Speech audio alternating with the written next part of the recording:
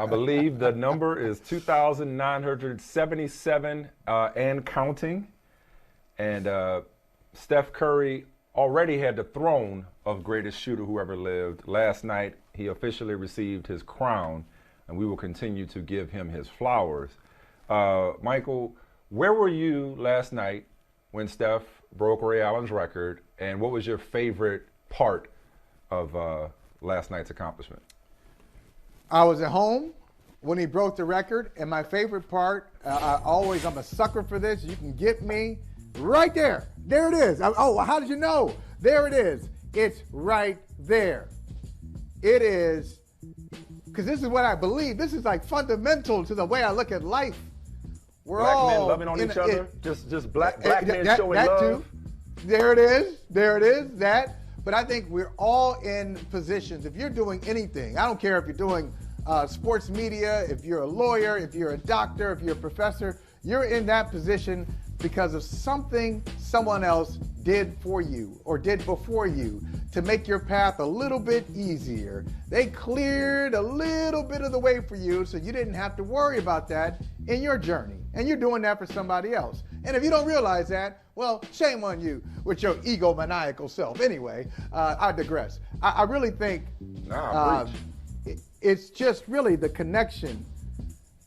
This represents how the game has grown in a good way.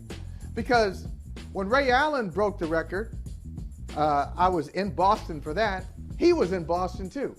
So when Ray Allen broke the record, Reggie Miller was there doing the game. Yeah. Reggie Miller. I said Ray Allen, but yeah.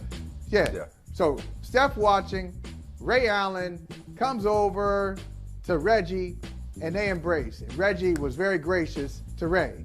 And Ray has been very gracious in person on social media to Steph. So I like that because it represents just what this NBA has become. I think it's one of those, and it's funny, here's the theme today, Mike, of how the culture changes a little bit before our eyes. And we feel like it's subtle because we're in it. So we can't step back and look at how big it is. But this is almost like Steph Curry represents this new era of basketball where it's wide open. Like 15 years ago, centers didn't shoot threes. Centers weren't centers. 10 years ago, like the centers were very traditional. Big guy. You need a big man. Throw it down low. You got to post it up. You need somebody with bulk. To go ahead and trade elbows under the boards. No, not necessarily. It's not like that anymore. And then before that, I think the other era. I think the changes are Steph Curry and the three ball just kind of infusing, just really populating and animating the game of basketball. So that's like the last 10 years. And then the other big change before that, go way back, was the shot clock. I think the shot clock changed basketball. So I think it's the shot clock, and then this three explosion has really made basketball much more enjoyable, if you ask me.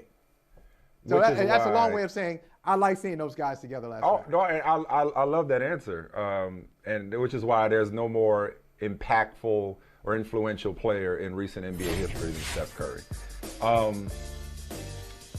I'll answer my own question where I was and what my favorite part was. Tough act to follow, though. I was in bed because I'm old and I go to bed much earlier now. I was in bed next to my wife. I was in bed next to my wife with Stokely, my dog, a few feet away from me, laying down in his little pillow that he has in our room. Savannah came in. Mason came in just as the game was starting. I was like, Mason, you about to do it. I was like, call your sister. Savannah came up. Maya came up. So we all piled in the bed and we were all watching. So it was a family affair in the Smith household. We all watched it as it happened. Like it. We all cheered. Mason did his usual thing. He gets it from his daddy. He wouldn't stop talking. So we were trying to listen and he wouldn't stop talking. He was so excited. But I thought about family affair when I watched the scene last night at MSG. First of all, we're all obsessed with the Curry family. I mean, I didn't see Aisha or the kids there, but we're obsessed with his immediate family, both his parents sitting separately but there. Sonya and Del Curry. You already talked about it eloquently, Michael. The family of sharpshooters, as the torch was passed from Reggie to Ray to Steph. Beautiful scene. The NBA family, all over social media, joining together in celebration of this accomplishment for somebody that everybody likes, everybody loves. And thankfully, we've gotten past, you'll recall there was this brief period of irrational hatred towards Steph Curry. You remember that? Remember when it was like, of course. Remember when the shimmying wasn't cool, when people wanted to criticize the shimmying? It was like, oh, if LeBron did that. And speaking of LeBron, there was this desire to make rivals out of these two. And Steph was criticized for doing something that people thought LeBron should have done, which was become unanimous MVP. Or when they got Kevin Durant. Like, I talked about this. The Warriors went from cute and fun to hated. And then it took separation to bring appreciation when Steph missed that season to injury. And then even last year, remember well, now he's got to prove that he can carry a team by himself. Carry a team. You know what I mean? And then here we are. So it feels like against our typical inclinations, we've all united in admiration and celebration of Steph Curry, because the real lie, dare I say it, the greatest trick the devil ever pulled. But no, the real lie is that sports bring people together. It doesn't. Yeah. It doesn't bring people together. It just makes us tolerate one another more than we ordinarily would, given our existing divisions.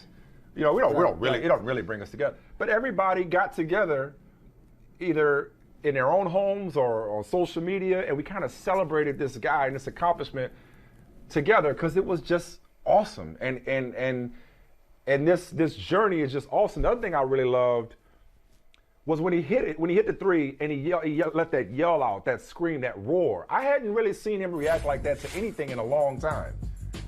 I hadn't seen him do that in a long time. I think this was weighing on him, though. It really was weighing on him.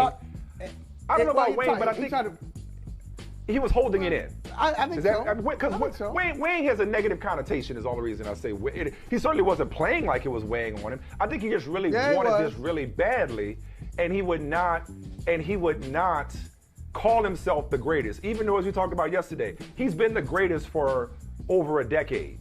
If he never, a decade ago, I said if he never shot another three, he's the best to ever do it. But what happened last night was he allowed himself finally to exhale and accept that coronation in a way that he would not before. Like, his eyes were so firmly fixated on the prize.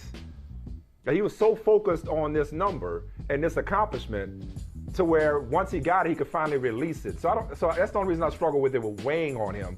I think he was definitely motivated and was able to celebrate in a way that I haven't seen him celebrate really anything that I can recall recently, other than the title. And I think, and look, we've talked about this many times, how coaches are hired to be fired. The higher you go in the coaching game, the shorter the leash is, the more the money. So it's a lot of money. You're compensated, but the wink to the compensation is, don't think you're about to get this old school gold watch after 25 or 30 years of service. That's not happening. You get in where you can, you get it done, because as soon as your level falls off, Wait, I like that. He gave them all Rolexes. This is funny. This happened today. So he gave Iguodala and Draymond Rolexes. Clay couldn't be there, but Clay's going to get one. And then KD replied to a tweet, because it turns out KD is third on assisted threes to Steph Curry. So KD tweeted, he was like, yo, send a Rolex. So, it was a great moment after the game, caught on video, where Steph Curry gave his teammates Rolexes. But go ahead, I'm sorry. No, I was going to say, look, I think coaches are hired to be fired. So I don't want to go too far and say, hey, Steve Kerr is the guy for his whole career. But Mike, what a coach! What a coach for Steph Curry, right? Like, I think Steph Curry would have been successful no matter what he did, no matter who was coaching him. If Mark Jackson had remained his coach for his whole career, well, it was Mark Jackson that made him the point guard, right? Yeah, Mark Jackson's the one that put the ball in his hands. but I still think he would have been, he'd be the all-time leader. And maybe it wouldn't be this year, maybe it's next year, or maybe it was a year early. I don't know. But isn't it poetic that this great player also was coached, his head coach is the all-time leader in three-point percentage. All-time leader in three-point percentage is Steve Kerr. I think the number is 454. So the all-time percentage leader is coaching the all-time three-point leader. Sure. And the marriage is perfect. So it just, sometimes you just wind up where you're supposed to be. And I think if he is drafted 6th or 8th and not 7th, it would have happened. Maybe it wouldn't happen with this franchise, but it just, this is where you start knowing. Like if you're in I don't want to offend anybody, but if you're an atheist, this is one of those things where you say, this is divine. I mean, listen, this guy. We're talking about a man of his faith. Story.